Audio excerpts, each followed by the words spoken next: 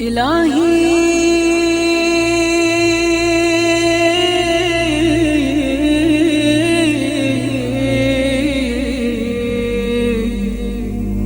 إن كان الندم على الذنب توبة.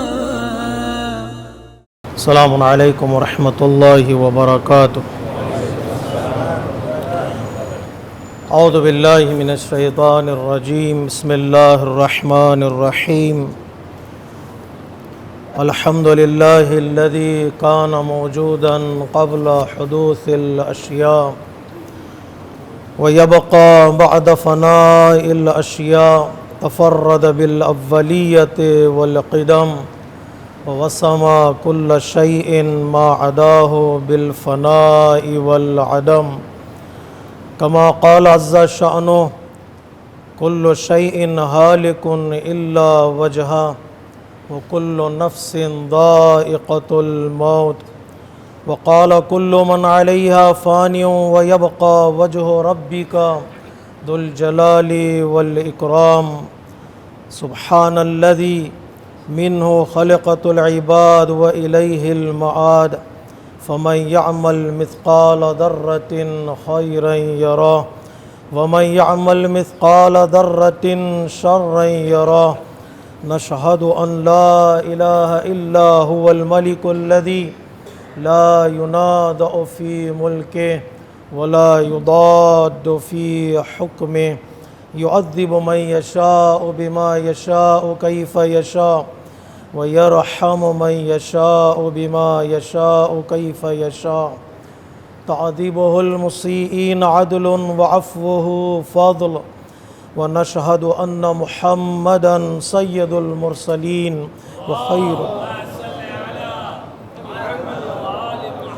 وخير المبشرين والمنذرين صلى الله عليه وآله الهداة المهديين. من ركب سفينتهم نجا واهتدى ومن تخلف عنها ضل فغرق وهوى. أوصيكم عباد الله بالاعتصام بالتقوى فإنه حبل متين وعروة عسقى. أما بعد، السلام عليك يا سيد البطحاء وابن رئيسها. السلام عليك يا وارث الكعبة بعد تأسيسها. السلام عليك يا كافل الرسول وناصره. السلام عليك يا عم المصطفى وأبا المرتضى. السلام عليك يا بيضة البلد. السلام عليك أيها الذاب عن الدين والباذل نفسه في نصرة سيد المرسلين. السلام عليك وعلى ولدك أمير المؤمنين ورحمۃ اللہ وبرکاتہ.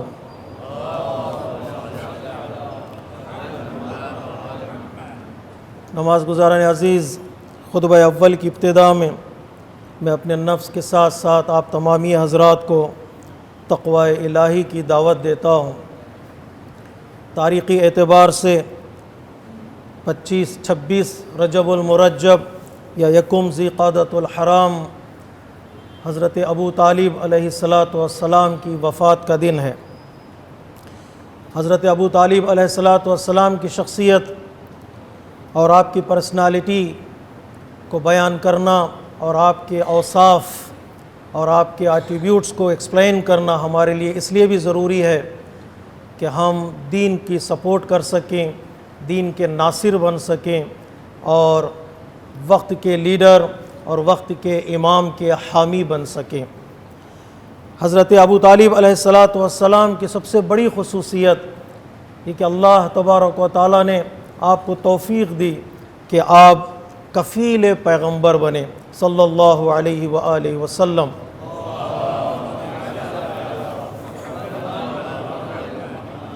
اس وقت آپ نے پیغمبر اسلام کی پرورش، پیغمبر اسلام کی تربیت اور پیغمبر اسلام کا خیال رکھنے کی ذمہ داری لی، جبکہ پیغمبر اسلام کا کوئی دنیا میں سہارا مادی اعتبار سے نہیں تھا.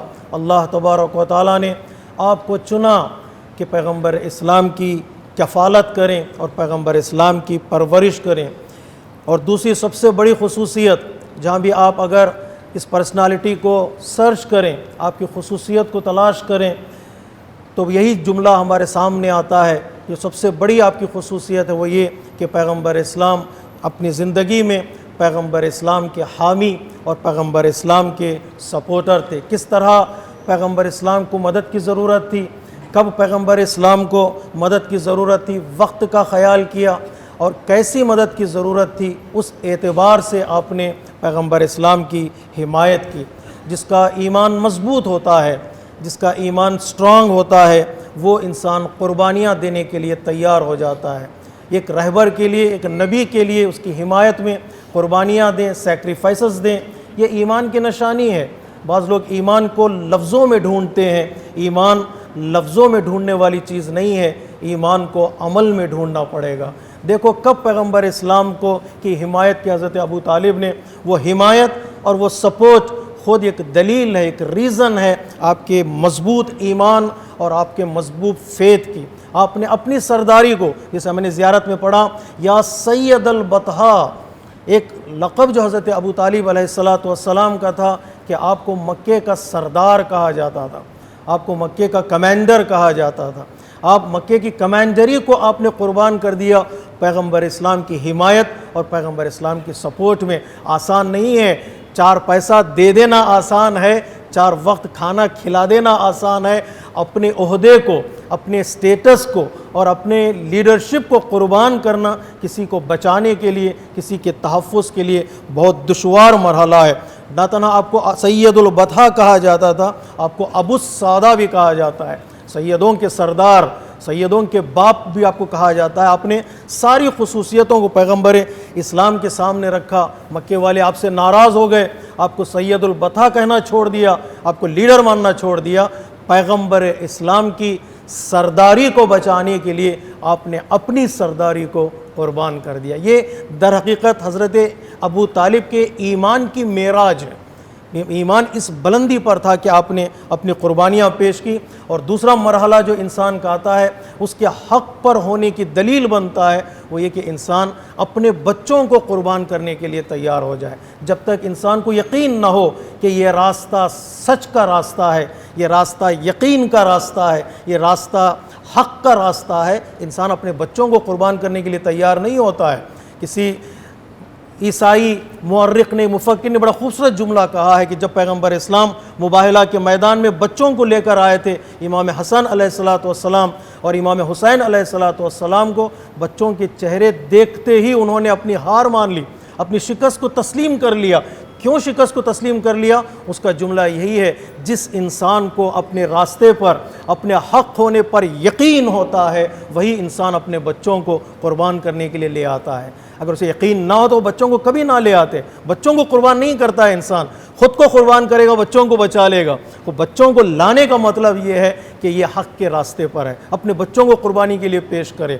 یہ مباہلہ کا میدان ہے۔ اور کربلا کیوں حق کا راستہ ہے؟ اس لیے کہ امام حسین علیہ السلام وہاں اپنے چھوٹے چھوٹے بچوں کو لے آ رہے ہیں قربانی دینے کے لیے، پیش کرنے کے لیے۔ قربانی خود بتا رہی ہے کہ وہ راستہ حق کا راستہ ہے، وہ راستہ سچ کا راستہ ہے، وہ راستہ یقین کا راستہ ہے۔ چاہے کربلا ہو، چاہے مباہلہ ہو، یہ دونوں سبق کہاں سے سیکھے گئے تھے؟ یا شب ہجرت ہو کہ ایک بھائی بھائی کو بچانے کے لیے بستر پر سو رہا ہے، یہ سبق سکھایا تو کسی نے تاریخ میں، وہ حضرت ابو طالب علیہ السلام ہے۔ کہ شعب ابی طالب میں حضرت ابو طالب نے پیغمبر اسلام کی جگہ پر ہر رات اپنے کسی نہ کسی بیٹے کو سلا دیتے تھے کہ اگر کفار قریش حملہ کریں، اٹیک کریں پیغمبر اسلام پر، تو حضرت ابو طالب اپنے بچے کو قربان کرنے کے لیے تیار ہیں، رسول کی جان بچ جائے، پیغمبر اسلام کی جان بچ جائے۔ تب جا کر انسان کا ایمان اور انسان کا یقین اس بلندی پر پہنچتا ہے کہ وہ انسان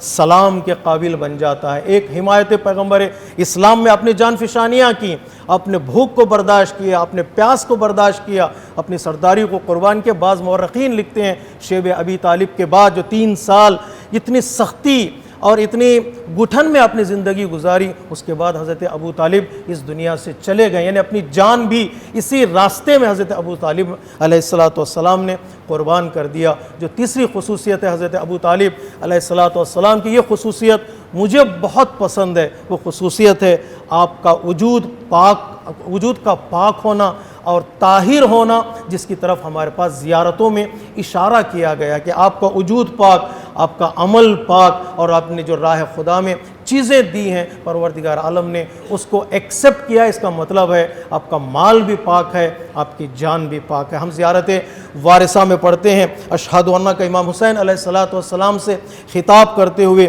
اشہد انک کنت نورا فی الاصلاب الشامخہ، سلام ہو تجھ پر اے حسین کہ تو نورانی مخلوق تھی، تیرا وجود نور تھا گزشتہ اصلاب میں، گزشتہ صلبوں میں، یعنی مولا کائنات کا وجود پاک، حضرت ابو طالب کا وجود پاک رہا اور حضرت عبد المطلب کا وجود پاک رہا۔ یہ سلسلہ در سلسلہ طہارت کی سند ہے جو ہم زیارت وارثہ میں بیان کرتے ہیں، جو زیارت وارثہ کو اکثر و بیشتر علماء، مفکرین، راویان حدیث ایتھنٹک مانتے ہیں۔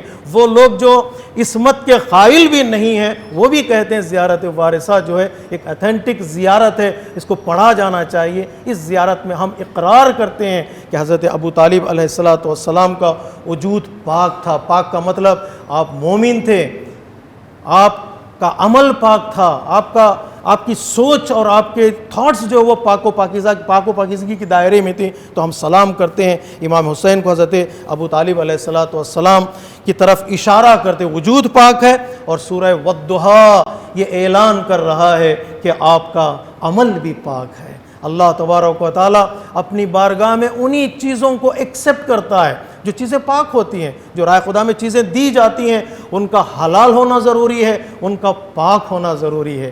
ان کا غصبی اگر کوئی مال ہے، دوسروں کا مال ہے، اگر حرام سے لیا ہوا مال ہے، اللہ تبارک و تعالیٰ اسے ایکسیپٹ نہیں کرتا، چاہے انسان ساری دنیا لٹا دے، اگر وہ حرام مال ہے اللہ تبارک و تعالیٰ کو وہ قبول نہیں ہے۔ اللہ پاک مال کو لیتا ہے، پاک عبادتوں کو ایکسیپٹ کرتا ہے، اور حلال مال اور حلال طریقے سے کمایا ہوا مال اللہ تبارک و تعالیٰ ایکسیپٹ کرتا ہے۔ حضرت ابو طالب نے پرورش کی پیغمبر اسلام کی، آپ کا گھر کا ماحول بھی پاکیزہ، آپ کا مال بھی پاکیزہ، آپ کا عمل بھی پاکیزہ، اتنا پاکیزہ پروردگار عالم سورہ والضحیٰ میں کہہ رہا ہے الم یجدک یتیما فآویٰ، اے رسول کیا ہم نے تمہیں پناہ نہیں دی، کہ تمہاری پرورش ہم نے نہیں کی ہے۔ ابو طالب کے کام کو اللہ تبارک و تعالیٰ اپنی طرف نسبت دے کر بتا رہا ہے اس کا وجود بھی پاک ہے، اس کا عمل بھی پاک ہے، اس کی محنتیں بھی پاک و پاکیزہ ہیں۔ اگر انسان کا عمل اتنا پاکیزہ ہو اللہ تبارک و تعالیٰ اس کے عمل کو، اس کے ایکشنز کو ایکسیپٹ کرتا ہے، قبول کرتا ہے۔ عمل پاک عمل ہی اللہ کی طرف پرواز کرتا ہے۔ والعمل الصالح یرفعہ، اگر عمل پاک نہ ہو زمین پر ٹھہر جاتا ہے، جتنا عمل پاک ہوگا وہ آسمان کی طرف پرواز کر کے جاتا ہے۔ یہ بھی خصوصیت ہے حضرت ابو طالب علیہ السلام کی، اور یہ خصوصیت یہ بھی بتا دوں یہیں پر آپ کی آغوش میں 2 بچے پلے ہیں۔ کتنی پاکیزہ تھی وہ آغوش، کتنا پاکیزہ تھا وہ ماحول۔ 2 بچوں نے آپ کی آغوش میں پرورش پائی، ایک کا نام حضرت محمد مصطفیٰ صلی اللہ علیہ وآلہ وسلم،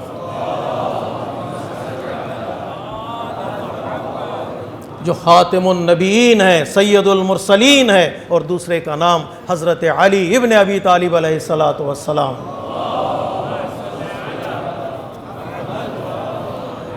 جو سید الاولیاء ہیں، تو سید الاولیاء اور اوصیاء ہیں۔ دونوں بچوں کی تربیت کی، ایک انبیاء کا سردار بنا ہے، دوسرا اولیاء اور ائمہ کا سردار بنا ہے۔ اور سارے بچے بھی آپ کی جو نسل سے بچے آئے ان کے اندر وہ جذبہ ایثار، وہ قربانی کا جذبہ، وہ سیکریفائسز کا جذبہ موجود تھا۔ کسی بزرگ عالم دین نے بڑا خوبصورت جملہ کہا ہے، جب بھی دین کو ضرورت پڑی تاریخ میں سب سے پہلے اگر کسی نے قیام کیا ہو دین کو بچانے کے لیے، اپنے خون کو قربان کرنے کے لیے، وہ آل ابو طالب علیہ السلام ہیں۔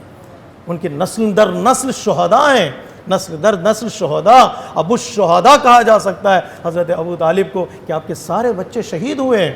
مولا کائنات شہید ہوئے، امام حسن شہید، امام حسین شہید، اور جہاں امام اطہار علیہ السلام، یہ سارے بچے جو ہے آپ کے شہید ہوئے راہ حق میں، انہوں نے اپنی جانوں کو قربان کیا۔ یہ تربیت کا اثر ہے حضرت ابو طالب علیہ السلام۔ اور جو چوتھی خصوصیت ہے جس کی طرف آج اشارہ کروں، اس لیے کہ حق بنتا ہے اس مرد خدا کو ہم یاد کریں، اس عظیم انسان کو یاد کریں جو ہمارے لیے ایک رول ماڈل ہے، ہمارے لیے ایک نمونہ ہے، وہ حضرت ابو طالب علیہ السلام کا پیغمبر اسلام کی بنسبت احترام اور آپ کے عقیدے کا اظہار ہے۔ نہ تنہا آپ نے اپنے بھتیجے کی رسپیکٹ کی، احترام کیا، اور آپ نے اپنے عقیدے کا، اپنے ایمان کا، اپنے فیت کا اعلان کیا۔ دعوت ذوالعشیرہ میں جب کفار قریش نے آپ کی مخالفت کی پیغمبر اسلام کی، آپ کو تقریر کرنے نہیں دیا گیا، آپ کو خطبہ دینے نہیں دیا گیا، تبلیغ کا آغاز کرنے نہیں دیا گیا، اس وقت ایک شجاع انسان کی ضرورت تھی۔ ہوتا ہے نا، بزرگ انسان اگر ایک نوجوان کے ساتھ ہو جائیں تو وہ کمیونٹی اور وہ سماج کامیاب ہو جاتا ہے۔ مولا کائنات کہتے ہیں مجھے دونوں چیزیں چاہیے، ایک نوجوانوں کا جوش چاہیے اور بزرگوں کا ہوش چاہیے۔ نوجوانوں میں جوش و قیام کرنے کا، آگے بڑھنے کا، کام کرنے کا، اور تھوڑا بزرگوں کا مجھے ہوش بھی چاہیے۔ ان کو سوچ دے، وہ نوجوانوں کو ان کا ہاتھ پکڑیں اور کہیں تم آگے بڑھو، ہم تمہارے ساتھ ہیں۔ اگر بزرگ کمیونٹی کے ایسے ساتھ دے نوجوانوں کا، یقین مانیے کہ وہ سماج اور کمیونٹی آگے بڑھ جاتی ہے۔ پیغمبر اسلام کا مشن کب کامیاب ہوا؟ جب کفار قریش نے تبلیغ کا آغاز کرنے نہیں دیا، اس وقت حضرت ابو طالب نے قیام کیا، کھڑے ہو گئے، اور کھڑے ہونے کے بعد خطاب کیا پیغمبر اسلام سے، قوم یا سیدی، اے میرے سردار قیام کرو، اٹھو، بولو جو کچھ تمہیں بولنا ہے۔ اللہ اکبر، وتکلم، بات کرو ان سے، ما تحبو، یہ نہیں کہ جو میں کہوں گا وہ تم کرو، نہیں، جو تم سوچ رہے ہو، پیغام لے کر آئے ہو، اس کا اعلان کرو، وہ بات کرو، اب چلو بات کرو۔ وبلغ رسالات، یہاں ایمان ابو طالب کا اظہار ہوتا ہے۔ کہاں ڈھونڈ رہے ہیں ہم ایمان کو؟ کہاں ڈھونڈ رہے ہیں ہم دوسروں کے ایمان کو؟ ہم اپنے ایمان میں ڈھونڈتے ہیں۔ جب ہمارا ایمان کمزور آتا ہے تو ہم ساری دنیا کو ایمان کو کمزور سمجھتے، نہیں، ہم دوسروں کے ایمان کو ان کے ایمان میں تلاش کریں کتنی بلندی ہے۔ وہ بلغ رسالات ربک، جو اللہ تبارک و تعالیٰ نے تمہیں نازل کیا ہے، پہنچایا ہے، پیغمبری جو تمہاری ذمہ داری ہے اس کو پہنچا دو۔ فَإِنَّكَ صَادِقٌ مُصَدِّقٌ، تم سچے بھی ہو اور تمہاری تصدیق بھی کی جاتی ہے، تمہارے سچائی کے لوگ تائید بھی کرتے ہیں، تم صادق بھی ہو، مصدق بھی ہو۔ تب جا کر پیغمبر اسلام نے قیام کیا، دعوت ذوالعشیرہ میں اپنا پیغام شروع کیا۔ کہتے مجلس اذان نہیں کہ میں ایک نکتہ بیان کروں، لیکن یقین مانیے کہ دل چاہتا حضرت ابو طالب کی شخصیت کے لیے یہ جملہ کہوں تاکہ حق بنتا اس مرد خدا کا۔ اگر حضرت ابو طالب کی شجاعت نہ ہوتی، حضرت ابو طالب کی ہمت نہ ہوتی، اور وہ وقت پر قیام نہ کرتے، تو دین مبین اسلام کا جو نعرہ لوگ بلند کرتے ہیں اس کا آغاز ہی نہ ہوتا، وہ شروع ہی نہ ہوتی، تبلیغ ہی شروع نہ ہوتی۔ یہاں حضرت ابو طالب نے کہا میں تمہارے ساتھ ہوں، تم قیام کرو۔ اسی لیے روایتوں میں، اسی لیے احادیث میں حضرت ابو طالب کی شخصیت کو بیان کیا ہے۔ حضرت ابو طالب کے اشعار کو پڑھنے کی تاکید کی گئی ہے۔ پانچویں امام فرماتے ہیں حضرت ابو طالب کے اشعار اپنے بچوں کو پڑھاؤ، سکھاؤ، حتیٰ بعض ائمہ اطہار علیہ السلام نے اشارہ کیا انہیں حفظ کراؤ تاکہ ان کے اندر ایمان تازہ رہے، تاکہ ان کے اندر وہ اسلام تازہ رہے۔ آپ کو مومن آل فرعون کہا گیا ہے، آپ نے ایمان کو چھپایا، ایمان کو ہائیڈ کیا تاکہ پیغمبر اسلام کی نصرت کر سکیں، پیغمبر اسلام کی سپورٹ کر سکیں۔ آپ کو لقمان الامہ کہا گیا، آپ کی جو وزڈم کی باتیں ہیں، آپ کی جو جملات ہیں، آپ کے جو سٹیٹمنٹس ہیں، آپ کے جو اشعار ہیں، اس میں وزڈم چھپا ہوا ہے۔ آپ کو لقمان الامہ کہا جاتا ہے کہ آپ حضرت لقمان ایک وائز پرسنالٹی تھی تاریخ میں، جو قرآنک پرسنالٹی ہے، اور اس کے بعد بعض روایتوں میں آپ کو کمپیئر کیا گیا ہے اصحاب الکہف سے، کہ جس طرح اصحاب الکہف نے اپنے ایمان کو چھپایا لیکن اللہ کے پیغام کو پہنچایا، اسی طرح سے حضرت ابو طالب علیہ السلام نے اپنے ایمان کو چھپایا۔ جہاں ضرورت تھی وہاں پر حضرت ابو طالب نے ساتھ دیا، ہر اعتبار سے پیغمبر اسلام کا ساتھ دیا تاکہ ایمان پروان چڑھے اور ایمان آگے بڑھے۔ بس پیغمبر اسلام کے غم کے لیے یہی جملہ کافی ہے۔ پیغمبر اسلام نے اس وقت ہجرت کا ارادہ کر لیا بحکم پروردگار عالم جب حضرت ابو طالب اس دنیا سے چلے گئے، جب سہارا حضرت ابو طالب کا اس دنیا سے، پیغمبر اسلام کا اس دنیا سے چلا گیا، تو آپ کو مکے میں رہنا پھر گوارا نہ ہوا کہ آپ نے مکے سے ہجرت کی مدینے کی طرف۔ دو شہر پیغمبر اسلام سے منسوب ہیں، ایک مکۃ المکرمہ اور دوسرے مدینۃ المنورہ۔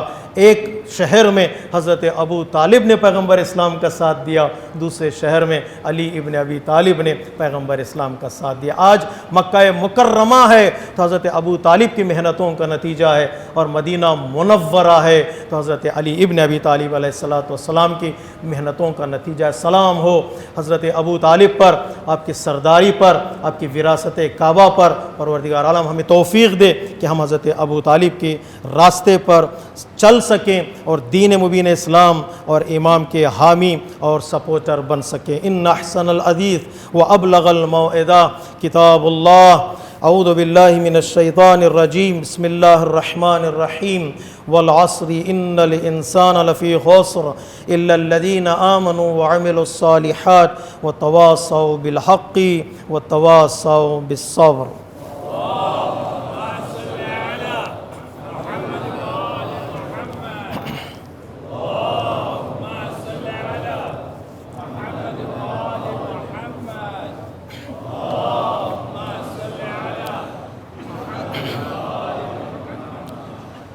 بسم اللہ الرحمن الرحیم۔ الحمد للہ الذی لا الہ الا هو الحلیم الکریم غافر الذنب وقابل التوب وهو الغفور الرحیم۔ سبحان من سبقت رحمته غضبا وبسط الیدین بالرحمہ۔ خطبہ دوم میں ایک بار پھر میں اپنے نفس کے ساتھ ساتھ آپ تمامی حضرات کو تقوی الہی کی دعوت دیتا ہوں، اور یہی تقوی کے سائے میں انسان اپنی دنیا اور اپنی آخرت کو کامیاب بنا سکتا ہے۔ حضرت ابو طالب علیہ السلام کی زندگی اس لیے بھی ہمارے لیے رول ماڈل ہے کہ ہم اپنی زندگی کو آپ کی زندگی کے سائے میں آگے بڑھا سکتے ہیں، پروان چڑھا سکتے ہیں۔ کیا کر سکتے ہیں ہم حضرت ابو طالب کی زندگی سے سبق لے کر؟ جو سب سے پہلی چیز جو ہم سب کی ذمہ داری ہے آج، وہ یہ کہ ہم حضرت ابو طالب کے نام ایک دارالایتام یا یتیموں کا گھر یا یتیموں کے لیے ایک جگہ معین کر سکتے ہیں۔ ان کی پرورش کا اہتمام کرنا ہم سب کی ذمہ داری ہے۔ حضرت ابو طالب اگر یتیموں کی پرورش کرنے والے تھے تو ان کی سیرت پر چلتے ہوئے ہم سب کی ذمہ داری ہے یتیموں کا خیال کریں، خصوصی طور پر آج کی دنیا میں جہاں مسلمان ملکوں پر، مسلمان شہروں پر ظالم اور جابر حکمران ہیں جو ان کے گھروں کو، ان کے آشیانوں کو برباد کر رہے ہیں۔ کئی بچے آج کئی مسلم شہروں میں، مسلم ملکوں میں پریشان حال ہیں، لاوارث ہیں، کوئی سہارا دینے والا نہیں ہے۔ ایسے موقع پر بنام حضرت ابو طالب علیہ السلام ہم سب کی ذمہ داری بنتی ہے کہ ہم ان یتیموں کا خیال کریں۔ نہ تنہا اس شہر میں، اس ملک میں ہم یتیموں کا خیال کریں، اس لیے کہ جہاں رہتے ہیں وہاں کے یتیموں کا خیال کرنا بھی ہم سب کی ذمہ داری ہے، ایک ریسپانسبلٹی ہے۔ خیال کریں، مذہب، دین، کون سے سیکٹ کے ماننے والے، اس سے اوپر اٹھ کر سوچیں، سنیں اور پلان بنائیں، اس لیے کہ یتیم بچے وہ کسی مذہب سے کنیکٹڈ نہیں ہوتے ہیں، وہ انسان ہوتے ہیں۔ ان کی خدمت کا خاص طور پر خیال کرنے کی کوشش کریں۔ دارالایتام، یتیموں کی مدد بہت ضروری ہے، ہمارے اولین ذمہ داری ہے۔ اور جو دوسری ذمہ داری ہے جو حضرت ابو طالب کی زندگی سے ہم یہ نسخہ بھی اٹھا سکتے ہیں، وہ یہ کہ وقت کے رہبر، وقت کے امام، وقت کا مرجع، وقت کا جو لیڈر ہے اس کی حمایت، اس کی سپورٹ کرنا ہم سب کی ذمہ داری ہے۔ ہم جتنے بھی بڑے ہو گئے ہوں، جتنے بھی ہمارا اسٹیٹس بڑا ہو، ہم رشتے میں بڑے ہوں، ہم پیسے میں بڑے ہوں، ہم اسٹیٹس میں بڑے ہوں، لیکن اگر کوئی لیڈر بن گیا، کوئی رہبر بن گیا جو ہمیں لیڈ کرنے کے لیے اپنی صلاحیت کی بنیاد پر، اپنی ایبیلٹی کی بنیاد پر، ہم سب کی ذمہ داری ہے کہ اس کو فالو کریں، اس کو سپورٹ کریں، اس کی حمایت کریں۔ جب تک ہم سپورٹ نہیں کریں گے، ہم حمایت نہیں کریں گے، کوئی کام آگے نہیں بڑھتا ہے۔ کوئی بھی انسان، کوئی بھی کمیونٹی بغیر لیڈرشپ کے کامیاب نہیں ہوتی ہے۔ اس کے ساتھ چلنا ہے، اس کے ساتھ قدم آگے بڑھانا ہے۔ خصوصی طور پر جو مرجعیت کے خلاف کہا جا رہا ہے، جو علماء کے خلاف بولا جا رہا ہے، ایسے موقع پر ہمارے اندر ایک جذبہ جاگنا چاہیے کہ ہم مراجع، مجتہدین اور علماء کا احترام کریں، ان کا ہاتھ بٹائیں، ان کے ساتھ چلیں دو قدم۔ یقین مانیے کہ وہ ہماری نجات اور ہماری کامیابی اسی میں چھپی ہوئی ہے۔ تاریخ امامت کا کانسیپٹ ہی یہی ہے، ولایت کا کانسیپٹ ہی یہی ہے کہ اس کے سائے میں انسان یہ خوبصورت زندگی گزار سکے، اور اسی میں انسان کی دنیا بھی آباد ہوتی ہے، اسی میں انسان کی آخرت بھی آباد ہوتی ہے۔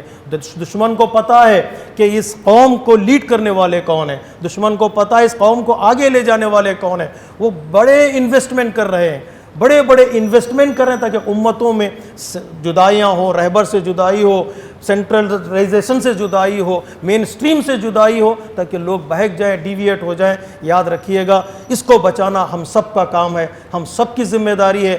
فائنانشیل سپورٹ، مورل سپورٹ، جو ہمارا فیتھ کے اعتبار سے سپورٹ ہے، ہر اعتبار سے ہم سب مل کر ہاتھ میں ہاتھ ملائیں۔ کہیں خامی ہے، کہیں کمی ہے، کہیں نظر آتا ہے چیز بہتر ہو سکتی ہے تو ہم اپنے مشوروں کو دیں، اپنے ایڈوائزرز کو دیں اور لیا سپورٹ کریں، تاکہ ہم ایک قوم بن کر، ایک ملت بن کر، ایک امت بن کر آگے بڑھیں اور دوسری قوموں کے لیے ہم رول ماڈل بن سکتے ہیں، دوسری قوموں کے لیے ہم نمونہ بن سکتے ہیں۔ آپ اٹھائیے اہل سنت کے بڑے بڑے اسپیکرز، بڑے بڑے اسکالرز، بڑے بڑے اوریٹرز کی تقاریر کو آپ سنیے گا، وہ کنفیس کرتے ہیں کئی تقریروں میں، چاہے ڈاکٹر اسرار احمد ہو، طارق جمیل ہو یا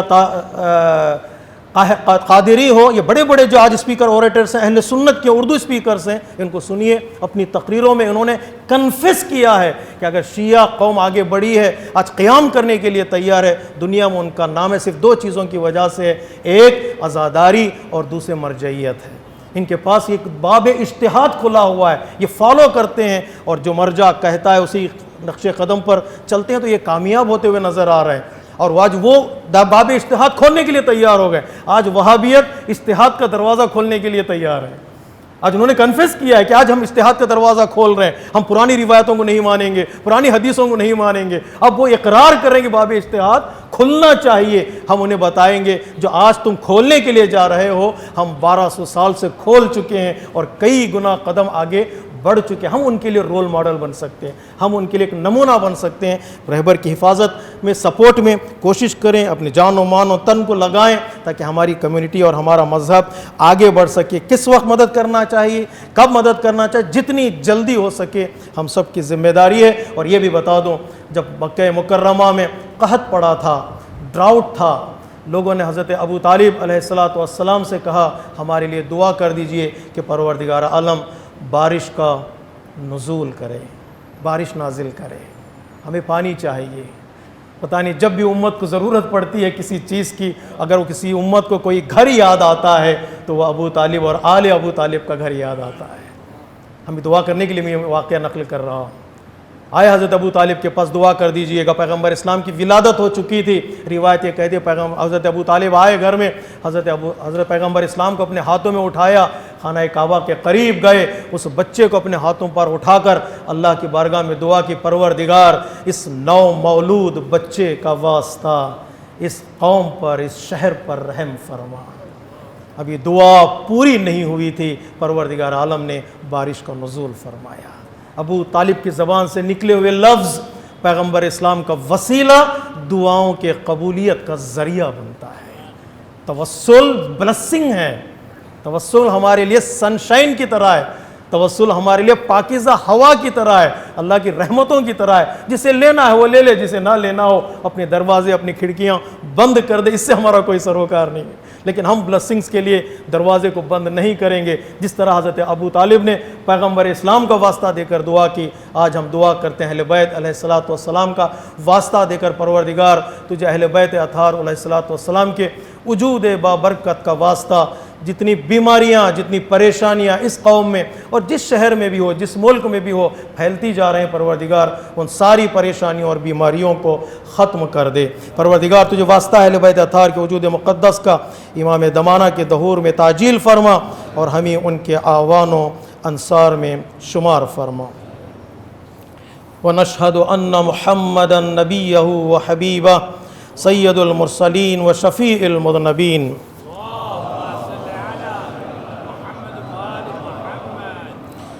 وعلى امیر المؤمنین علی ابن ابی طالب صلوات اللہ وسلامہ علیہ وعلى سیدۃ نساء العالمین وبضعۃ خاتم النبیین سیدتنا فاطمہ بنت رسول اللہ وعلى الحسن المجتبى والحسين الشهيد بكربلاء سيدي شباب أهل الجنة وعلى علي بن الحسين ومحمد بن علي وجعفر بن محمد وموسى بن جعفر وعلي بن موسى ومحمد بن علي وعلي بن محمد والحسن بن علي عليه الصلاة والسلام. اللهم صل على مولانا صاحب الزمان